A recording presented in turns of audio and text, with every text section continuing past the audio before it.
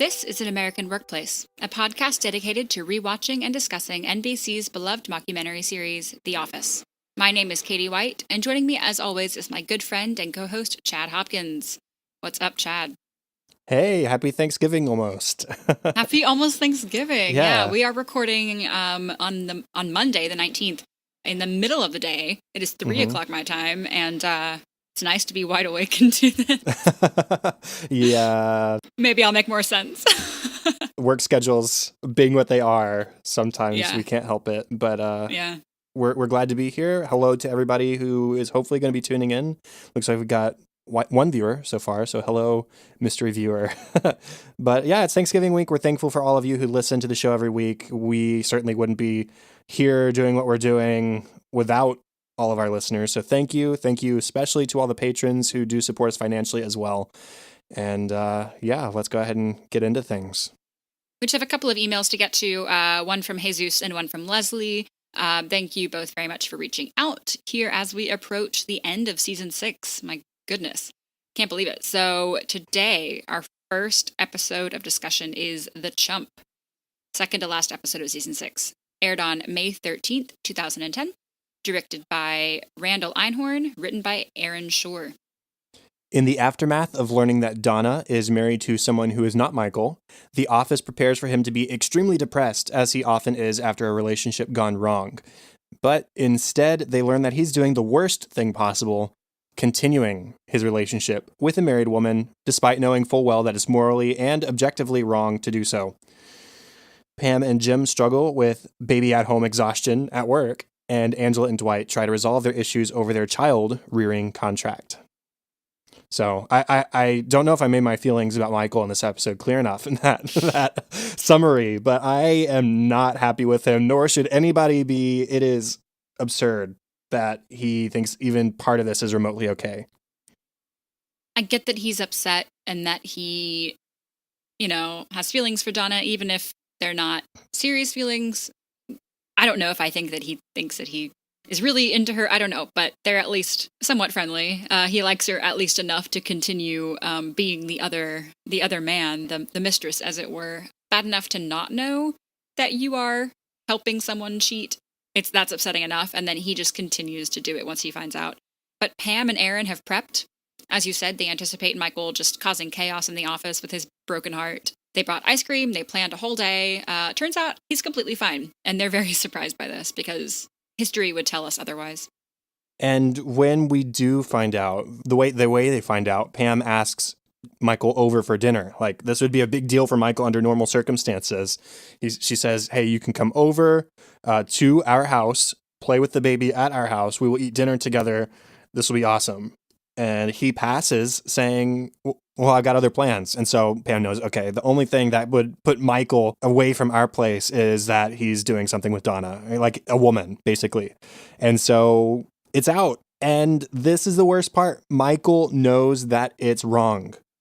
He knows. Like, this isn't Michael being naive about something or doing something along those lines that we've seen him do countless times up to this point. This is one of his worst moments in the entire show to me, if not the worst, because it shows him making a choice that is morally wrong, that does hurt someone else, but he's doing it because it makes him feel good. And then he tries to justify it by making these assumptions about her husband being a scummy sports guy. And the fact that Donna said that she was okay to continue this relationship with Michael says something about her husband as well. Like, what kind of guy would drive her to cheat on him? Like, he tries to come up with all these things in his head to justify his bad decision-making in this awful circumstance. But there is no justification. He's just doing the wrong thing. He's convinced that there must be something wrong with the husband, not with Donna, when Donna is the one at fault here. And now Michael, too. So Andy suggests, well, first, that he stop doing this. And when he won't, he says, okay, well, maybe you need to see this guy. Maybe you need to see the guy that you're hurting. See the husband. So Andy suggests that they crash one of Donna's husband's baseball games. He's a high school baseball coach. To see what a, quote, horrible person he is. Like, come see this person that you're ruining his life. Michael resists at first. He doesn't want to meet the husband. I think because that would make it real, He can kind of pretend that this man doesn't exist if he's never seen him, never met him. But, well, I don't think meeting the guy was ever the plan. But, of course, Michael, instead of just watching the baseball game and seeing the husband, chooses to go introduce himself, or just meet him at least, speak to him, which, that crosses so many. I mean, it already is crossing some major boundaries, but he chooses to go speak to him. Yeah, to be fair, Andy is the one who sort of coerces Michael to come meet the coach. He's sort of aversive to it at first, but then afterwards, he like feels like a badass because of it. He's like, "Oh yeah, that's the kind of thing that James freaking Bond does. So I'm super cool. I just looked at the husband of the woman who I'm cheating with." Like, yeah, I feel awesome about this. And so he goes back to the office and he starts acting like a big shot. He starts taking things he wants when he wants them. He grabs a handful of Meredith's cake that's sitting in the refrigerator for her birthday. No plate, no utensil, no courtesy. Just, I want this. I'm going to take it. Just like he did with Donna, basically. And it's the worst. Like I tried to defend Michael a lot of the time because he's naive and he's well-meaning most of the time. And yeah, he makes some poor decisions, but usually he has solid, good intent behind those things. But no, not this time. He's just being the worst. And everybody's treating him that way because of it. Like everybody's treating him pretty poorly because everybody thinks you're being a pretty bad person right now. Thankfully, he does eventually come around. He's supposedly meeting Donna at a motel because it's dirty, just like Donna and I cheating is dirty.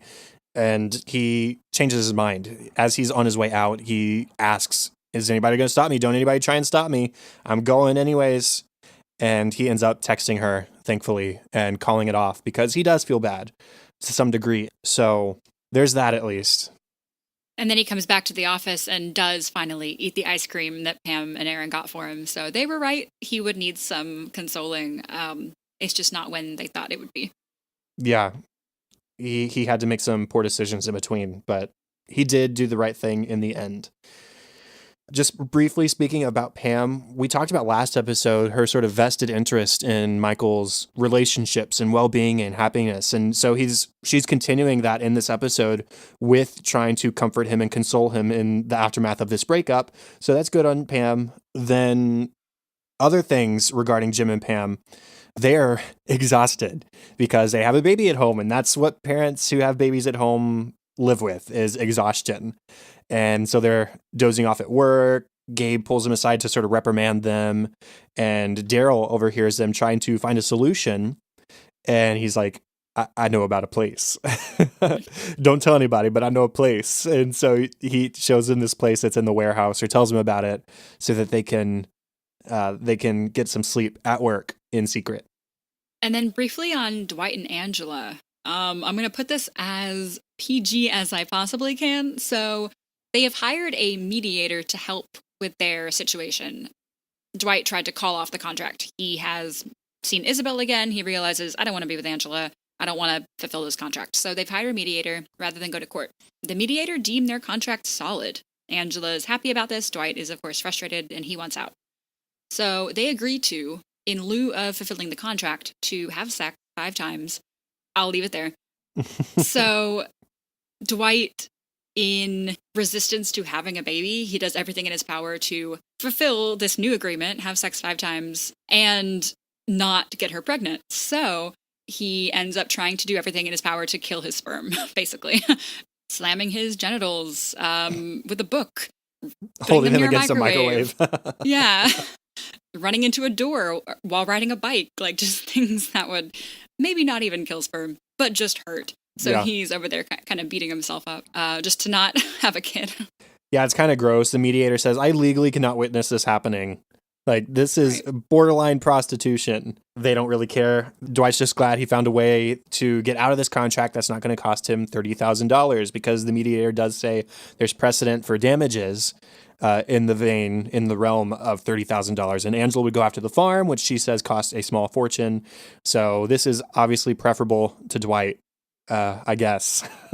Self-mutilating his crotch while also getting to have sex afterwards. So I don't know.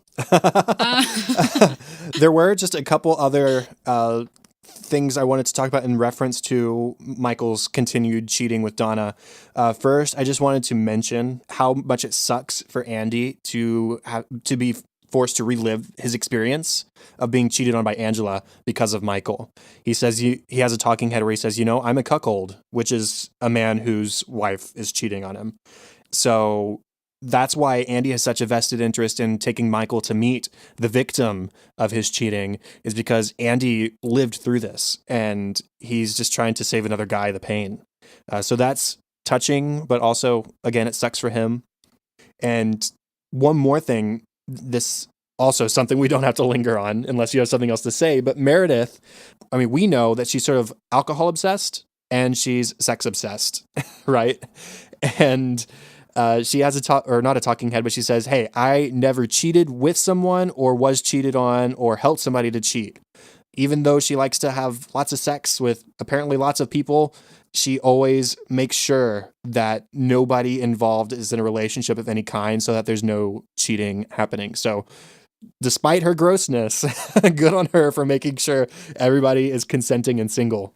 Yeah, she kind of says this to prove, like, hey, even I am a better person than you right now. Right, basically. Even me. Even Meredith. Any other character things? I think that's probably it. This was a pretty funny episode as well, so I think there's quite a few funny moments to talk about. Yeah, how about you start with the cold open? Yeah, I love this one. So it's the radon test kit cold open. Toby has placed radon test kits all over the office, and Michael keeps throwing them away. So first he thought it was an ant trap, and he'd rather live with ants than with this, quote, creepy little disc. So he tossed it. As he does, he says, ow, hot, which means, there's probably radon. Which, anyway. The second time he thought it was one of those toys that when you turn it over, it moves. And he said, turns out it was another ant trap. So he tossed it. And third time, he threw it away out of spite. So this is all happening. Those were kind of flashbacks within the conference room meeting. And Michael is just giving Toby, of course, a very hard time. And Michael says, come on, you say radon is silent but deadly, and you expect me not to make farting sounds? Like, come on. And he goes on to just, of course, describe his hate for Toby and how much he just doesn't, A, want these radon test kits, and B, want Toby alive by saying if he had a gun with 2 bullets and he was in a room with Hitler, Bin Laden, and Toby, he would shoot Toby twice. And that finally crosses the line for everyone in the room. There's a bit of an outrage, so Dwight lines up Andy as Bin Laden, Phyllis as Hitler, and Toby, of course, as Toby, and demonstrates how he could kill all 3 of them with just 1 bullet. Yeah, efficiency is the Schrute way. Yeah.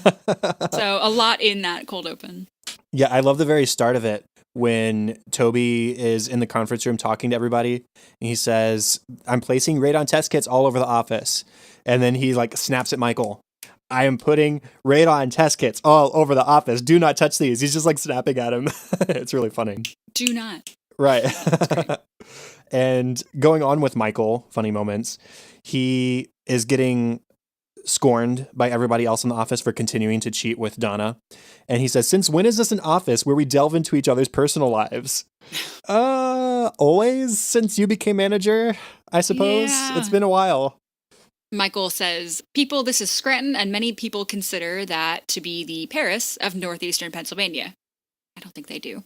And then he says, and in Paris, it is rude for a woman to have less than 4 lovers. Again, I don't think that's considered rude.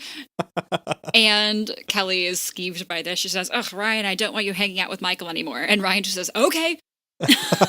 As if I needed a reason. It's like, great, thank you for that permission. I haven't been hanging out with him already. When Andy first comes to Michael to, again, scorn him for continuing this relationship, he says, in any cheating movie, the guy getting cheated on is the hero. You are Ally Larder. I'm Beyonce. Michael says, I am Beyonce always. And he says, not this time. Michael says, yes, I am. But I am Beyonce always. Classic Michael quote. Classic. Always. Also, Michael, while we're on him, he comes back from the baseball game feeling super confident, if scummy, but mostly just confident. And he has stolen the team's orange slices. Michael starts throwing loose orange slices at people.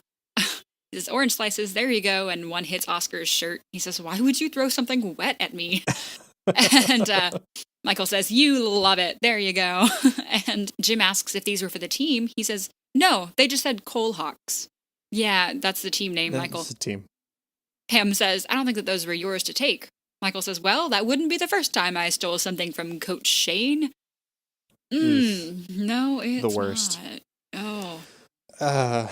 When Michael announces that I'm going to meet Donna in a motel, Stanley speaks up and says something. We don't care. Everybody's made up their minds. You're not going to change anybody's minds. Michael's only response is, okay, Morgan Freeman narrating everything. Like, yeah, you take that. Okay. What kind of insult is that?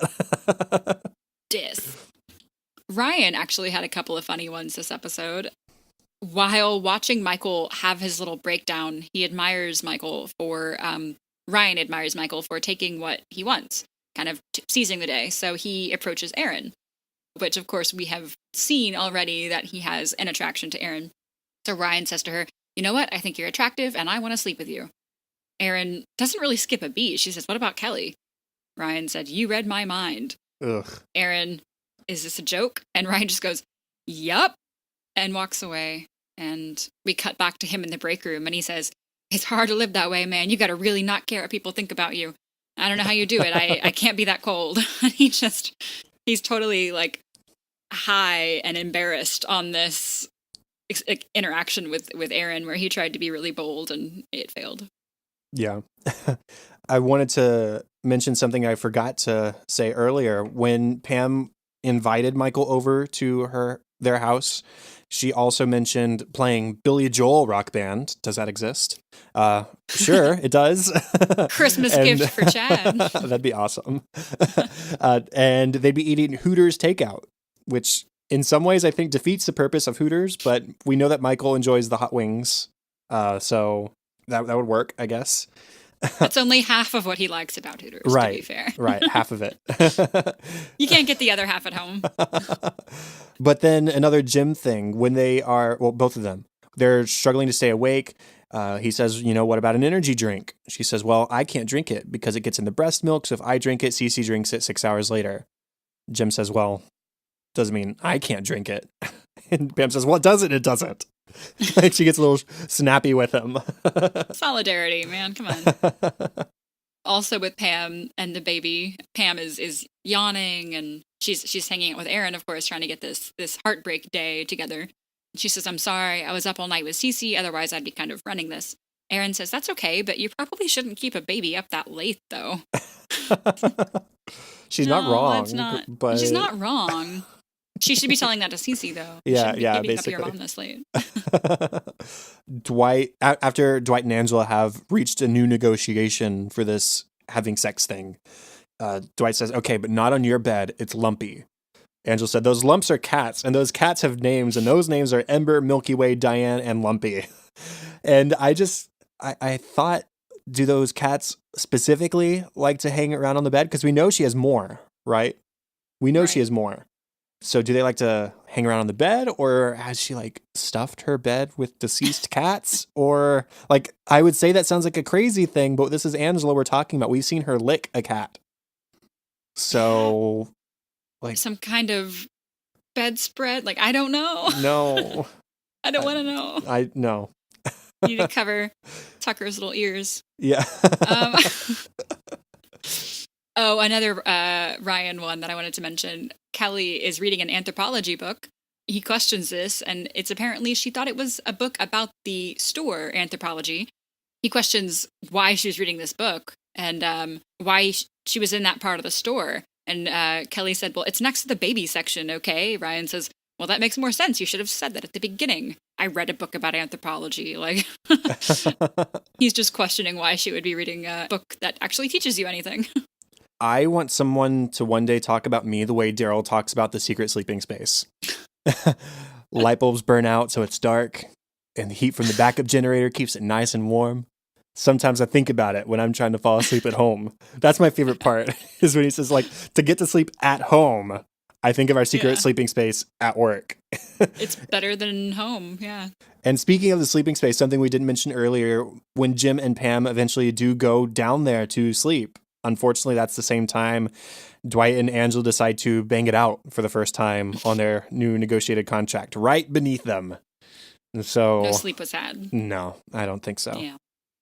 And in the interest of time, maybe the last one for me is Some reporters at the very end of the episode show up to the office right as Michael is like coming or leaving, and they are asking Michael about the, quote, rumors. They're referring to, we don't quite know this yet, but they're referring to the rumors about the printers that catch on fire that Andy discovered. Michael thinks they're talking about the rumors of him and Donna, and he publicly promises never to listen to his bodily instincts again. I'll believe it when I see it. Yeah, right. And the reporter's confused, and she clarifies, and Michael has no idea what's going on with these printers, so totally over his head, but he thinks that someone sent a news crew to learn about his affair with Donna. Apparently. There were 2 Kevin moments that I would be remiss if I didn't mention both of them. The first is at the very beginning of the episode when they're still planning for a depressed Michael to show up to work.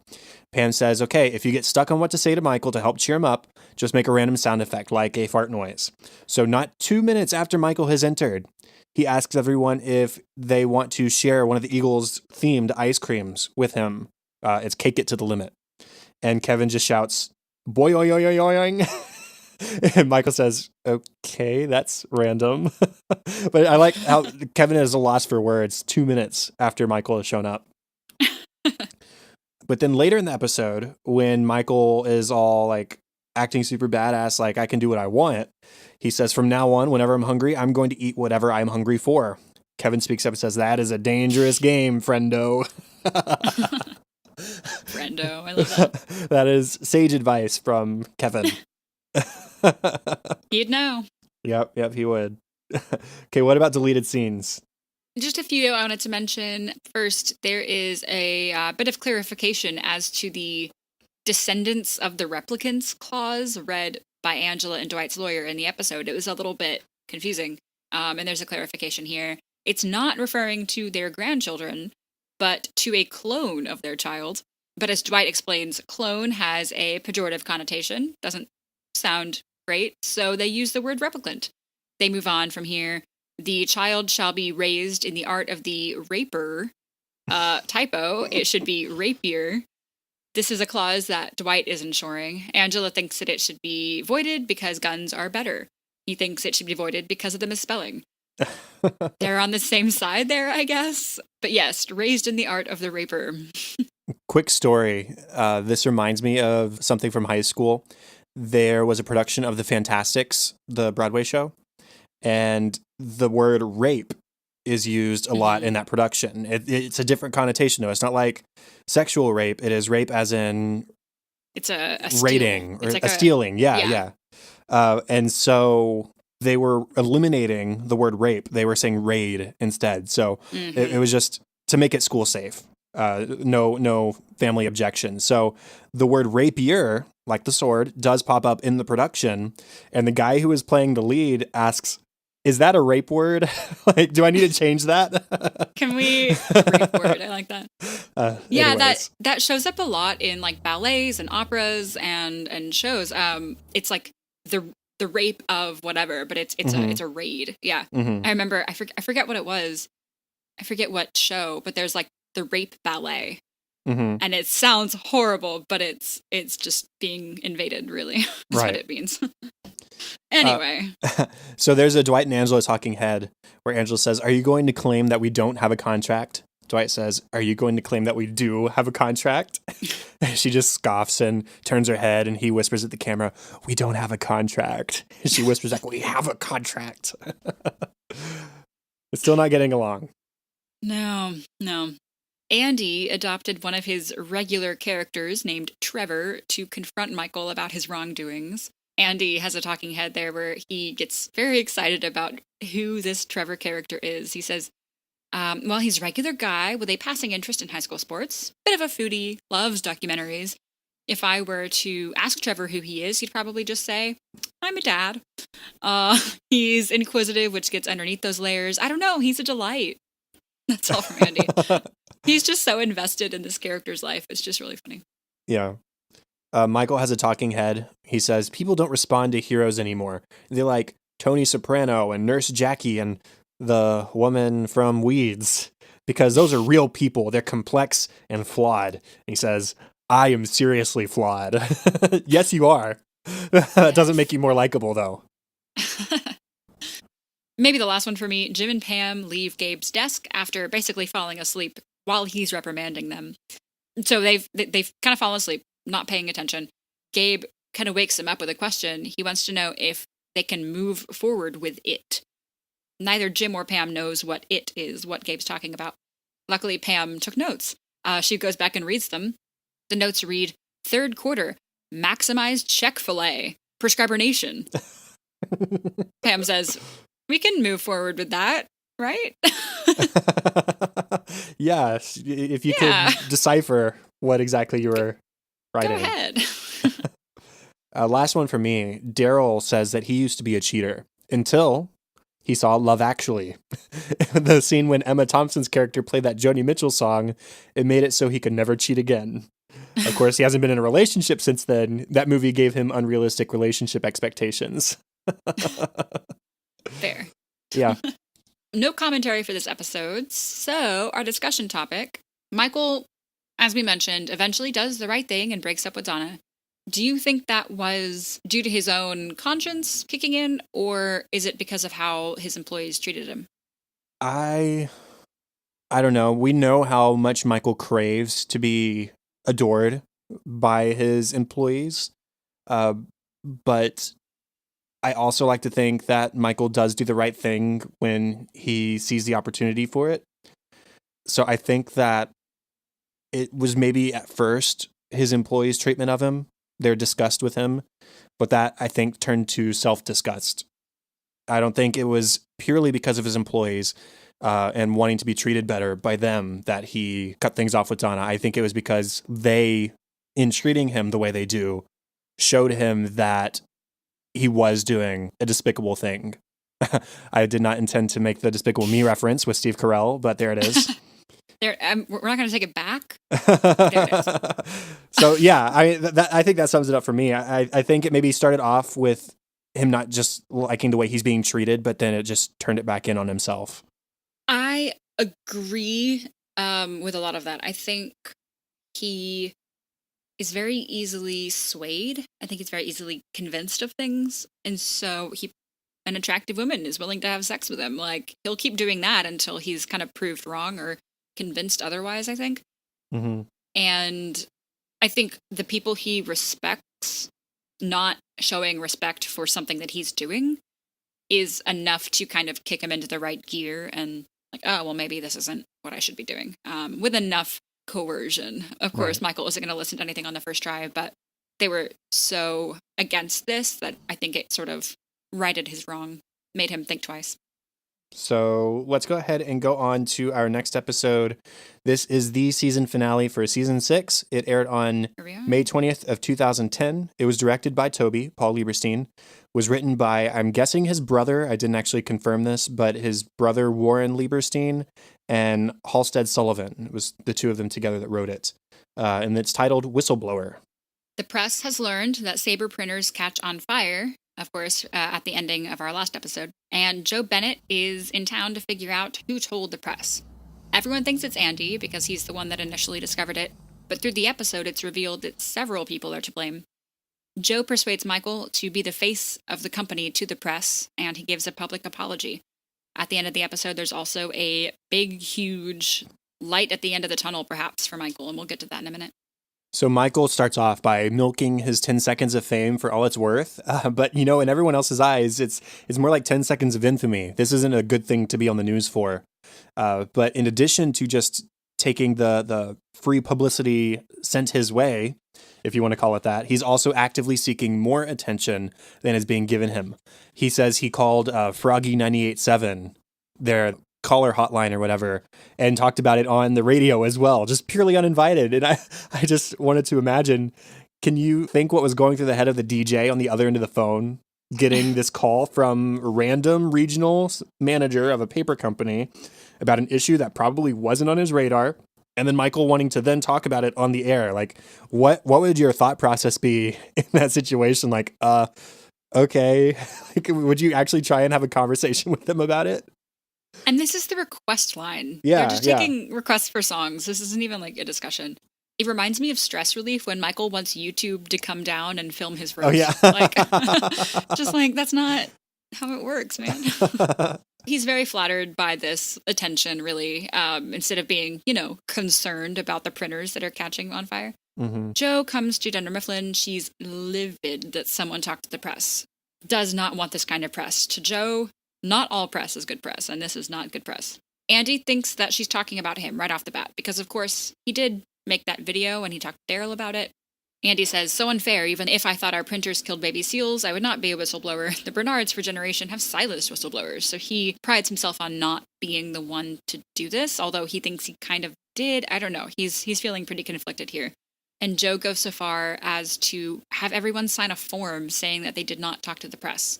People here are concerned that they might lose their jobs over this, if they did, in fact, tell anyone. And according to her, they lost a good chunk of clients about this. It might be a little bit of exaggeration, but she says they lost half of their clients. And when she first walks in, any sign of Southern hospitality or pretense about her being a sweet lady with cutesy sayings, all of that's gone. She's out for blood. The blood of whoever leaked the story, and she cuts out the news story of the leak, and as she's telling about how there was a software patch, they were about to send this out to all the customers who were affected, and then boom, it leaks, and it becomes a much bigger deal than it actually was. And she glues the news story and she puts it on Pam's drawing or painting of the office that has been hanging outside of Michael's office. And keep in mind, this is the second time Pam has painted that picture because Aaron ruined it in a deleted scene earlier in the season. She's pissed. And that's all to say about that for now. But this is a really interesting episode in that it reveals a lot about Jo and about her motivations and who she was before she became big time business lady person, whatever you want to say. Yeah. So she's bringing people in one by one to the conference room to ask them what they know. Sort of interrogation style, frankly. And she takes different tactics with different people. She's smart, clearly. I mean, she kind of knows who she's talking to and what is going to work for them. She has this idea that if the guilty party comes in and says, I think you should go easy on the person when you catch them, then that's who the guilty party is. That's how she's going to find them out. But as we go, we get different clips of this, so it's kind of hard to summarize in one fell swoop. But it turns out that lots of people leaked. It ends up being Daryl. Pam told somebody at daycare, I think. Kelly did. And even David Wallace and Andy, of course. They all leaked. They all told somebody of importance, more than just a random stranger. They all told somebody who could have told the press or was the press. So Michael meets with them and kind of tries to save their jobs for them, really, because they are now in a position where they could potentially lose their jobs. Because it is so many of them, they feel like perhaps it's less likely. But they have now kind of quested Michael to talk Jo down, because initially when Michael went in to meet with Jo, he said, the fullest extent of the law, give them the worst of the worst punishment. They deserve to die, basically. Mm-hmm. A little far. But now that he learns it's so many of his best people, he has to go in there and say, we just need to let them live with what they did, because it's so many of his best people. So now he goes back into Jo and tells her that, and she's suspicious. She obviously now knows that he knows something, and she says, I want to deal with it the way I'd deal with it. And Michael senses that probably means a bad outcome, and he keeps his mouth shut. So again, last episode aside, Michael is doing what I think he does best, which is standing up for the people he believes in. And like you said, these are a lot of his best people, at least Daryl and Pam especially, or Daryl for sure. Pam, I don't know if you could really classify her as one of his best people, but it's one of his favorite for sure. Right. And so Jo, instead of choking it out of him, says, hey, come with me. And they take a drive to her private jet and they climb on board. And Michael's real nervous. He doesn't know exactly what's going to happen. He's sort of acting the way Andy was acting in the cover-up when he first learned of these printer problems. He thinks that he's about to be offed. But then Jo tells a story. She reveals that when she was a little girl, all she ever really wanted was to become a big business tycoon. She wanted to break the glass ceiling, do things no woman had done before, be a role model for other little girls, get a Barbie made after her. And she says, you know what? I hate that what we sell are cheap technology, cheap printers. I hate that. But if I go out there and I issue a public apology calling for a recall, that's all I'm ever going to be remembered for. And any Barbie they make of me is not going to be played with. And so instantly, at least in my mind, she becomes a lot more sympathetic. This is a woman who has been trying for this state in her life for so long, and she doesn't want anyone to make her out to be less than what she has worked hard to become. I really admire that about her. I don't know if it puts her completely in the clear, but that sort of hints at my discussion topic. So I don't want to get too far into that now. Then I'll wait on my question because it Okay. may be your discussion topic. Because I Okay. have a question about this scene. Okay. But I do admire Joe, and Michael is sympathetic as well. And he offers to sort of take the fall for her and issue the public apology and the recall himself. So again, Michael doing what he can to protect the people he loves. He kind of becomes the face of Saber for this press release, essentially, for this, I don't know what the word is. Let's just call it a press release. Joe is very appreciative of Michael doing this for her. She's leaving the office at the end of the day. And while they were in the plane, Michael kind of opened up a little bit and said, look, I've had a rough time recently. I think he says the last year, maybe. He's kind of been down. He's been in the dumps for a while. And Joe, on her way out for the end of the day, says, hey, thanks for doing this. If I can make your life any easier, basically, let me know and I'll see what I can do. And Michael says, well, kind of casually, hey, you can bring back Holly. Like, he's kind of joking. He had mentioned Holly in the plane. He had said, yeah, I miss Holly. She was this HR rep who moved to Nashua. She got transferred back to Nashua. So here in the office, he's like, yeah, you could bring back Holly. Joke. And she takes that seriously. She says, I will look into it. I will see what I can do. And Michael is just, like, I kind of have goosebumps thinking about it. Yeah. Like, his face just completely drops. And he's like, I think it's nerves more than anything else. He's very happy, obviously, because he really cared for Holly. But he's just so anticipating what this could possibly mean for him if she got moved back. Other things that happened in the episode, there were some things with Andy. There was first, again, he says at the beginning that he didn't leak the story, even though at the end it turns out, yes, he did. And we sort of assumed he did, and everybody else assumed he did. He says supposedly his family made their money silencing whistleblowers. He says Woody Guthrie even wrote a song about it called Old Mr. Bernard, Who Did You Silence Today, or whatever. But then at the end of the episode, he confesses that he did it. I didn't want houses and schools to burn down. It just seemed like the right thing to do. And everyone's upset with him. Everybody is mad that he put their jobs at risk. Understandably, to a certain extent, but I do think Andy did the right thing. Aaron approaches him, and there's been no Andy-Aaron contact aside from that deleted scene in the cover-up when he wrote her a letter saying that all the things that he felt about her in case he got offed. And she approaches him and says, it was very brave of you. She agrees, yes, it was the right thing to do. She touches his calf because at the moment he is standing on his desk retrieving his bag from the ceiling, which people did in sort of retaliation for him leaking to the press. But he walks off smiling because Aaron approached him the way she did. And it's just too bad that, once again, Andy is not acting on it. And I agree with you. I think he definitely did the right thing in talking to the press. Leaking has such a dirty, sound to it. But he was trying to do something for the betterment of everyone, of their customers, for safety, rather than taking his own job into a court. So I agree. I think people were unfairly tough on him.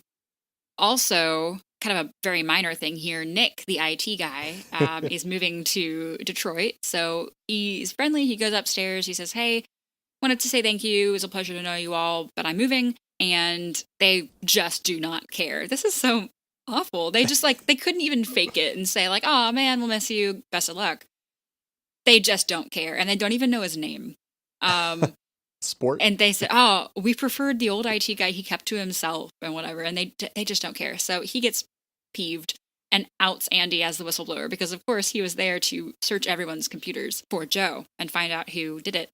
And he knew that Andy did it. And so he just outs Andy and gives everyone all the bird and leaves. Yeah. And so Andy definitely did do it.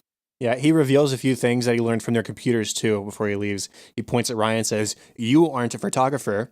I don't know if that means that he like steals his pictures off the off the internet or something, and tries to pass them on his own, or he's just really bad at it. So yeah, you're not a photographer, you know. And he also says, "Kelly, you definitely can't fit into a size 2." He says, "Daryl, you're on Facebook, man. Everybody just wants to be your friend on Facebook. Why do you tell them you don't have from Facebook?"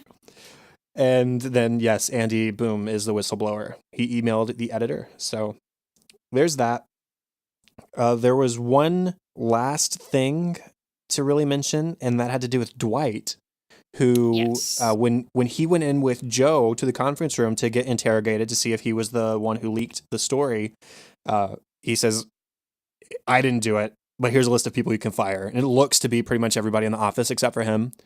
Uh, and she says, "Yeah, you've had a good year. Are you turning your money into more money?" And I love that his first response is, "Are you referring to alchemy?" No, but she's No, referring we're to not. investing in property. And so he starts looking into properties. He gets a real estate agent to look for him. And the first one they find, or a promising one, it features an underground basement, like a lair. So he's excited about having a lair of his own.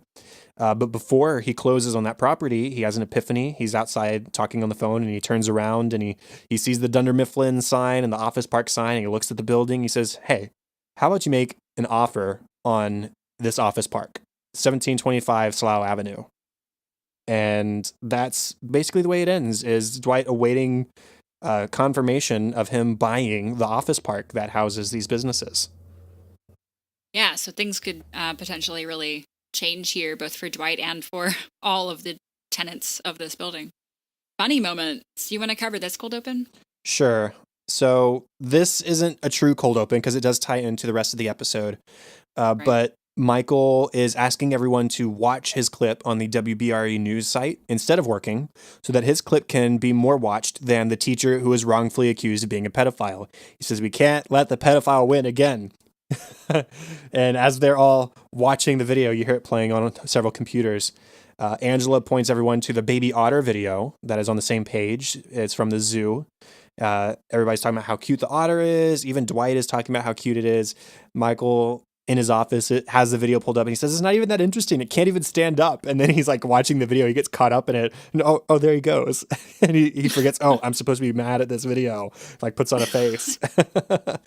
When it cut to his talking head in his office, it's just a line that I say all the time is, "Oh, really, a baby otter? Okay, count me in as who cares." We also get a couple more DEF CONs in the cold open, which is the second time Yeah. it's appeared. The first time was back in The Job when Jan wanted to get back with Michael after he broke up with her in Women's Appreciation. He said DEF CON 10 when Jan showed up, and then DEF CON 20 when she wanted to get back together. Here he says we are at DEF CON 5 because apparently everybody watching his news clip is of that importance. But here's the thing. I looked it up. DEF CON stands for Defense Readiness Condition. It's for the U.S. military. And 5 is the least severe. 1 is the most severe. So Michael is unknowingly reverse ranking these levels of Mm-hmm. importance by increasing the magnitude. And DEFCON 10 and even DEFCON 20 would be, if they exist, incredibly unimportant. Right. Incredibly. I actually have a DEFCON level that I use with my boyfriend regarding how hungry I am. He says, "What are we on here?" Because I get very hangry. I'm like, "Oh, it's okay. We're only DEFCON 3." Oh, that's so great. And he's like, "Okay, but two's coming." So but I'm guilty also of flipping the numbers. So now I'll remember. Joe wants everyone, of course, to sign that form saying that they didn't talk to the press. And Michael tries to stick up for everyone. He says, "Look, I know these people. I know when their birthdays are. I know what their favorite type of cake is. I know what their favorite color of streamer is." And Joe just says, "These are all birthday facts." Yes, they are. But Michael knows them. When he gets called into the conference room with Joe first, so he gets interrogated, she says, what should we do with the guilty party? He says, "We should give him a one-way ticket to Montego Bay, where they keep all the Al-Qaeda." Montego Bay, of course, is a beautiful, beach in Jamaica. Yeah. I think you mean Guantanamo Bay. He says, "Yes, that one." That's the one. Montego Bay. Oh, I love this one. So IT guy Nick is searching in the computers, and Kevin is surprised by this. He says, oh, you are? Nick says, yeah. Kevin sprints as fast as Kevin can to his desk. And on his way, Nick says, already got yours, Kevin. And Kevin jogs back. He says, no, that's cool. Sometimes I run. I'm a runner. No. No, you're not. And he's just puffing. When Michael goes to Daryl, because Andy puts him on Daryl's trail in regards to leaking this news, Daryl says, yes, I was talking with this girl at the bar. I think she could sense my sadness. Oh, poor Daryl. And Michael says, oh, God, Daryl, was she cute? And Daryl just says, no. He goes, oh, no. God, no. She wasn't even cute. How is this worth it? What were you doing? Joe called Toby into the conference room to discuss, and Toby says, look, I didn't do it. Joe says, I know you didn't, but look what I found. And she has found Toby's mystery novel that he's been working on, and she skimmed the first chapter, and she has some advice for him about the book. Just like character stuff. Why would this man do this? Shouldn't he do this instead? Toby, they cut away to Toby for a talking head. He says, write your own damn novel. I love somebody finally shows Toby interest and he spurns it. Like, I don't want it. Right. You write your own. It's like the first person ever to care about what he's doing. Right. Even if she's giving constructive advice, no. Right. She seems invested. Like, run with it. Yeah. Pam then confronts Michael and says, I also leaked the story. And Michael goes, oh, my mind is going a mile an hour. Pam says, that fast? Wow. That fast. Michael is trying to indicate to Pam that he wants to meet her to discuss this whistleblowing thing. So he points at Pam. He points at himself. He points at Meredith. He mimes drinking. And then he points to his watch and holds up 5 fingers. Pam says, I weirdly know exactly what you're saying to me. And then Michael says, so I want to see you in Meredith's van in 5 minutes. She's, yeah, no, I got that. You did not have to say it. You did not have to say that to me. I understood, oddly. When he is trying to get away from Joe, when she takes him to her private jet, he thinks, again, he's about to be offed. He says, I have an early dinner to get to with the chief of police. Like, you better watch out. They're gonna be missing me if I don't show up, and they're gonna come looking. When they do get to the van, Kelly admits that she also leaked. She says, guys, I couldn't help it. It's so boring where we work. I mean, it's as interesting as a morgue. It might be less interesting than a morgue. Michael says, hey, it is as interesting as a morgue. How dare you? A truly funny moment from Michael. Like, it's a well-placed joke when he is talking with Joe and he offers to do the public apology thing, and she says, surely you wouldn't want to do that. He says, I surely do, and don't call me honey, which is it's a nice turn of phrase from the old Airplane joke. When he says it's from Airplane 2, but it's really clever. Even if it's unintentional, it makes Joe laugh a lot too. And they're on an airplane. I mean, yeah, it's great. Oh, we get woof this episode. So this is Ryan's site that he's launching to be the last word he says in social networking. So for just $12.99 a month, goodness gracious, Woof will link up all of your communication portals so you're always within reach. It will fax you. Windows pop up on your computer. It will call you. You'll get like a page. If you have a pager, it'll text you. It just does every mode of communication that you have. You'll get a notification, which just sounds like the worst to go through. Anyway, but he's very proud of it. When Pam reveals to Jim before anybody else that she also blew the whistle, and she says, what if we tell Michael or tell Joe or tell somebody? He says, yes, this is a very good idea. This is good. Let's get all the bad ideas out now. Flush them out. Dwight sees Toby struggling with the vending machine. His snack got stuck, and so Dwight gives him a hand tilting the machine. Dwight's phone then rings, and he takes the call and just leaves. So Toby it's leaning towards him, and he's just about to get crushed by this vending machine, and he gives this look to the camera like, this is how I'm going to go. Okay. This is how Toby dies. When Joe first walks in at the start of the episode, she's very clearly angry about the story leak about the printers. Kevin speaks up and says, Joe, I think that I know what happened. And Joe says, I'm not sure you do, teddy bear. Kevin says, well, now I think I might not.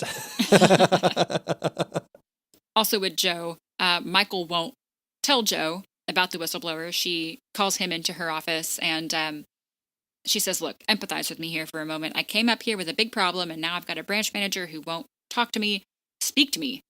And he doesn't. She says, speak. And she's got her 2 dogs behind her and one of the dogs speaks. Michael won't. David, we get a very brief talking head from him, and you mentioned him earlier as one of the whistleblowers. He says, I may have heard from an old client, and I may have immediately started spreading the news to other clients and potential clients, yeah. But I'm not here to talk about that. I am here to talk about Suck It. And he starts to say, Suck It is, and then it cuts away. But he's wearing a yellow hoodie. It's got Suck It stamped on it. And so he's still trying to market that. I don't remember the name of the episode, but Michael came to him to tell about, Saber's overtaking. I guess it would have been Saber, the episode. Yeah. So we learned about Suck It then, but he's still trying to market it. Suck it! Suck it! Also a Michael one, when they're in the plane, yes, he did say it hadn't been a great year for him because he says, it's not been a blockbuster year for me financially. My Blockbuster stock is down.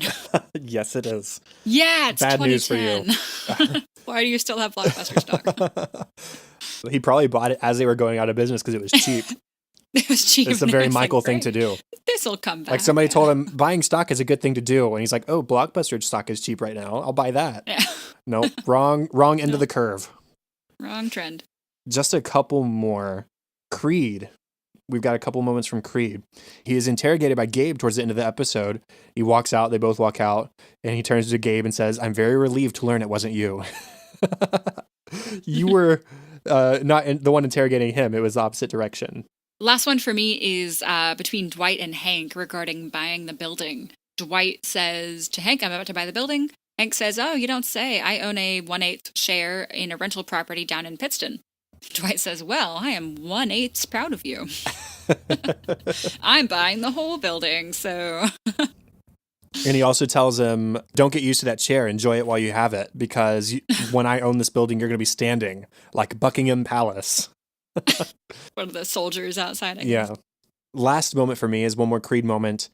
At the end, Gabe has said, why don't we all just agree to accuse Andy? It seems like he's the guilty one. He doesn't have any evidence. It just seems like it's Andy. So let's sit with that for a while, see how we feel about it.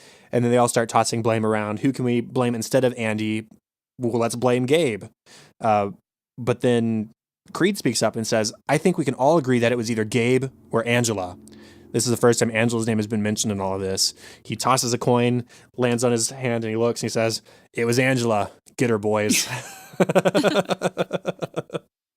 Luckily, no one moves. No, and she just like rolls her eyes. So we did not get deleted scenes or commentary for this, which is a little unusual on our last episode of season 6. But luckily, Chad has a discussion topic. I do. As I said, Joe becomes more sympathetic in this episode. Do we understand her intense desire to find the culprit, like the intensity with which she enters the office and her anger and desire to bring justice to this person who leaked this news? Or is she not justified in that moment just because we know what brought her to this moment? I mean, given that if it's true that they lost half their clients, I get it. I mean, you gotta at least find the responsible party. I don't know if firing them is the right thing to do because it's a safety concern. Things are catching on fire. And to be fair, Andy did try to go to Gabe first. Right. I was about to mention that too. Like he tried to go through the chain. The correct chain. Yeah. He tried to go to corporate. Corporate didn't care. Gabe is his corporate liaison. He doesn't go straight to Joe. And Gabe even said, thanks for not doing that. Thanks for coming to me first. So Andy did what he could do. Could he have gone straight to Joe? I don't know. I don't know if that's something he has the ability to do. If he can contact her directly, I assume he could. So maybe that would be the next best step instead of the press. But I get why he did it. I mean, if Saber printers are as popular as they seem to be, then I don't know. Really, it's sort of a concern that I don't know. I think he addressed it the best way he could. Now, Joe, I have a hard time thinking that she's handling this the right way. if Hmm. that answers your question. Like, it doesn't seem like firing the guy is the right way to go. You had a question you said earlier. Joe persuades Michael to go in front of the cameras. It seems like just so that she doesn't have to, so that she can preserve her image and her identity. I see this as like super slimy, manipulative behavior because, yeah, she's worked hard, but she's also the CEO of this company. It's her Hmm. company. They're her printers. She needs to take responsibility for this, in my opinion.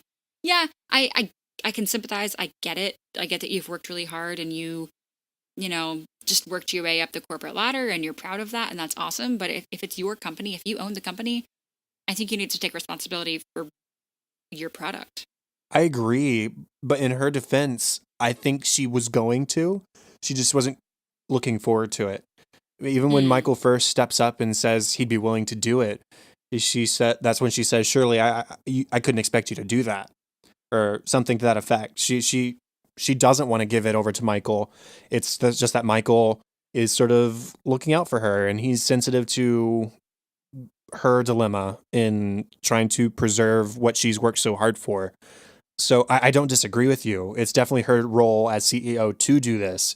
But Michael is the one who more or less insists that he'd be willing to. And in fact, the whole time he's talking to the reporters, he's smiling because yeah. here's Michael on camera with a microphone. What else? How else could you make him happier? I don't know. Right. Send Holly flax. And that's what she's going to maybe do, it seems. So, like I said, I agree. And overall, Joe is more sympathetic to me, but I don't know if it completely justifies the way, like her righteous anger at the beginning of the episode. Right. I guess what I read the camera thing as was like she was priming him to step up and volunteer, if that makes sense. Hmm. Like she was kind of grooming him to do that. And like, oh, well, I don't want to, I don't know. I guess I have feelings about Joe. And so I feel like maybe those got in the way of what actually happened. I don't know. I'll be curious to see if anybody has any thoughts on that. I like her, but she definitely Hmm. does have the dark side, and we Yeah. see the bulk of that in this episode. I don't think we get much Yeah. more like that kind of anger in the rest of the course of the show. Right. So that's the end of season 6, everybody. Yeah. 3 more to And go. yeah, as we do at the end of these, we talk about the rest of the bonus material that is on the DVDs. So first up is the webisodes. The podcast is what it's called. Funnily enough, we're about to talk about the Yeah. podcast on a podcast. I do want to mention real quick, and this is aside to you, Katie, as well. Uh, Season 6 is when the Subtle Sexuality music videos happened. That's the girl group that Aaron and Kelly formed together, and they're not on the DVDs anywhere. So we might have to try and talk about that, like first couple episodes of season 7 or something. I think it's on YouTube. Yeah. I've never actually seen that. I was looking earlier because I thought it was around this time period, and it is. It was released sometime during season 6. So if everybody wanted to look up Subtle Sexuality, we'll probably find some time to talk about it, whether it's on this episode or whether we just do a quick bonus episode sometime and talk about it.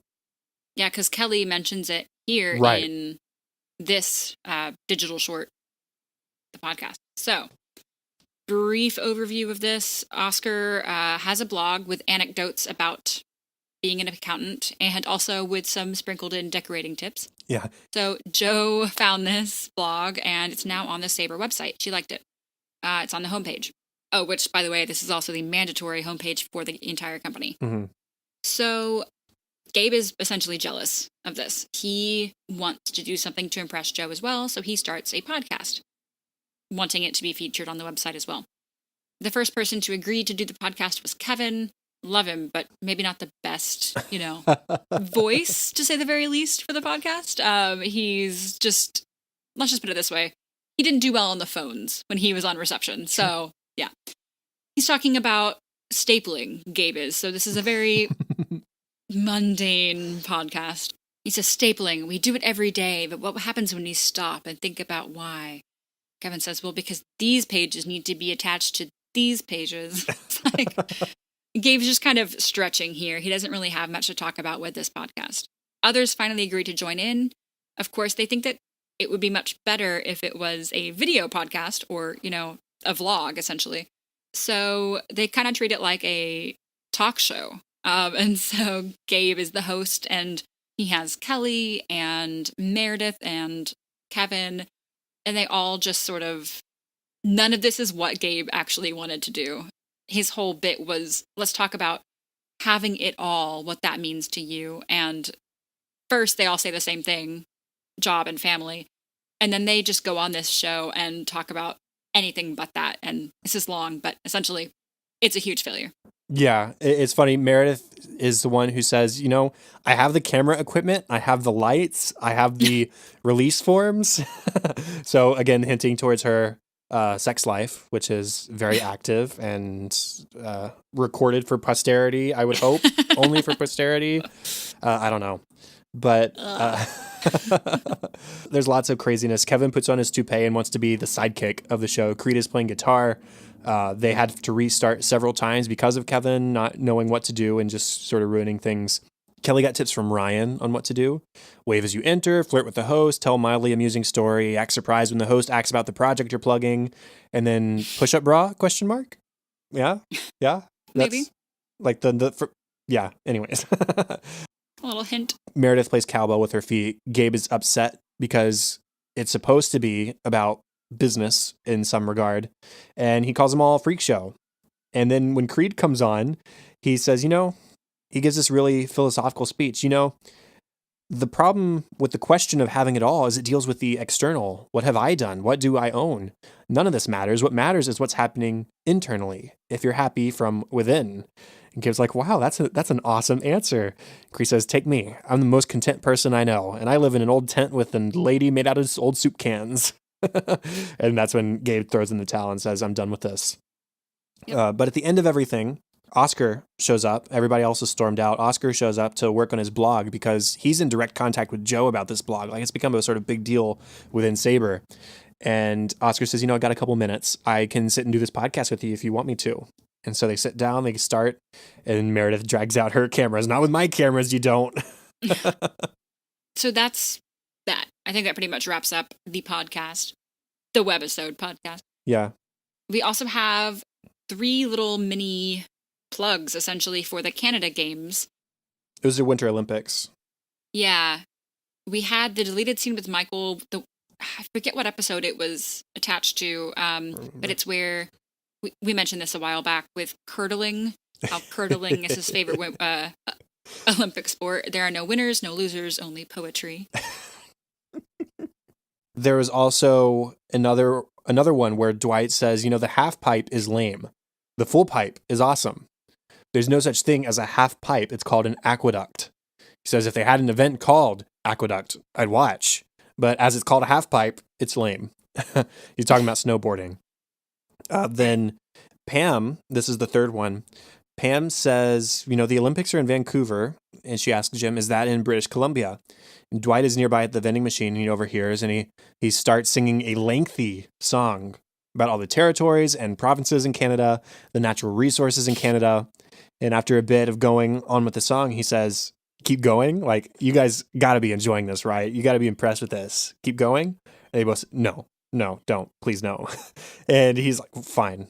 In greats, and he walks off. And then he's got a talking head where he says, I'm working on a song for every country. So far, I have Canada and Lesotho. And Lesotho is a country down near South Africa. Pretty random. This is set to Modern Major General from Pirates of Penzance, yeah. Which we've all heard set to many, many things, including like the periodic table or, Canada and others. And then the last bonus feature here is, this one kind of surprised me. So, of course, Parks and Rec is sort of a sister show, essentially. They just threw on an entire episode onto the bonus features. So it's the entire episode of Hunting Trip from Parks and Rec, season 2, episode 10. I wonder why they chose this one. I've watched the show in its entirety. It's one of my favorites. But I don't know why specifically they picked this one. I mean, it's a great episode, but... Maybe it's just aligned with the timing of the DVD release. I don't know. Yeah, maybe. Yeah, season 2, episode 10. So if you haven't watched it, it's a good one. Go watch Parks and Rec. Well, that's it. That's the official 67th episode of American Workplace. That is the end of season 6. Yeah. Weird. 3 more to go. Yeah, 3 more, several months, and then we'll be done with this thing, I guess. Contact for the show, facebook.com/workplacepod and @workplacepod on Twitter. Please consider going over to Apple Podcasts and rating, reviewing, hitting that subscribe button. It'd help us out a lot. And if you have any feedback or ideas, you can email us as well, workplacepod@gmail.com. You can find me on Twitter at KTLady623 or at facebook.com/katie.white. And the best place for me is at Chadadada on Twitter. That is CHADADADA. Also facebook.com/chad.hopkins. And my other podcast, Cinescope, you can find it where podcasts can be found and at thecinescopepodcast.com. We do have a new Patreon subscriber, Marta. Hello, Marta. Good to have you. Thank you so much for your support. We really appreciate it. If you want a shout out and more of An American Workplace each week, including access to our discussion outline and notes, a logo sticker, bonus episodes, live streams like this one, I hope you checked it out. Check out our Patreon page and pick the support level that you think is worth it to you at patreon.com/workplacepod. And that is all for this week, and that is all for season 6. Thank you for joining us to watch one of our favorite shows, The Office, here on episode 67 of An American Workplace. Make sure to join us in episode 68 for our discussion on the first 2 episodes of season 7, Nepotism and Counseling. Bye. Bye.